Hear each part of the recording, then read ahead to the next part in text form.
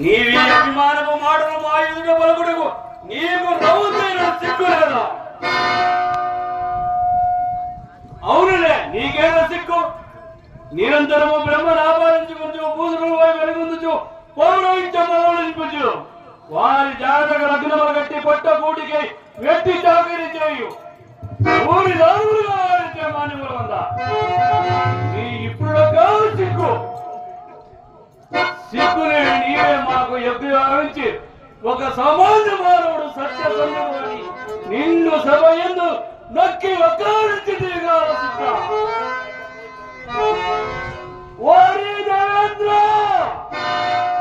నీ సత్యవ్రత ప్రసంగమున ఉత్తరవుగా శిష్యునుడిగా హరిశ్చంద్రుడి సత్య సందులో పరిచించిన మాత్రమున భయము వీడి స్వయముగా మాయుతుడు నిలిచి పందెం వేడికి సిద్ధపడిన వశిష్ఠుని ఓరింపక నీ మూలమున మాయ ఊరుకు గలవురుకు ఆనందించితేగా స్వాధికార ప్రలామి మేమందరము నిన్ను పెద్ద చేసి పీఠము నుంచి నందు కాపవరు గుడ్డు వచ్చి పిల్లలెక్కరి చెందమ్మున మమ్మే అధిక్షేపించింది. ఈ బరువు ఏ పాడులో నేనేది కాదు.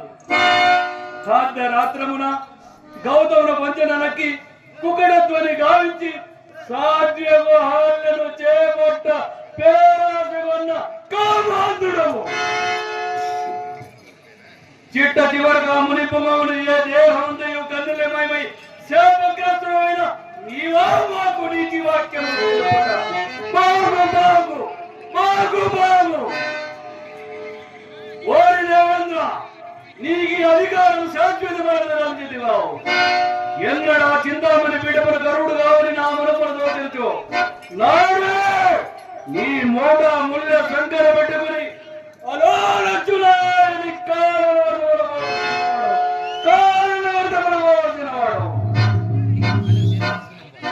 అయినను వారి దేవేంద్ర, నీ మా సమాజంలో వశిష్ఠుడికి మూడపక్షం చేసి హరిశ్చంద్రుడు బొంకిందును అన్నందులకు అనివార్యముగా నిర్వహించేదా లోకమనావశ్యకముగా నన్ను మహా కోపించిన నీవు నా కోప అంధకారమున కన్నుల గానం తపశక్తి దారపోసి బ్రహ్మత్వము నిర్వహించున్నాడని భావించుడు గాని నా ఈ తపశక్తి సార్థకైందని పరమార్థము నెవ్వరెరుగుదు. నా ఇదమున నీవు లోక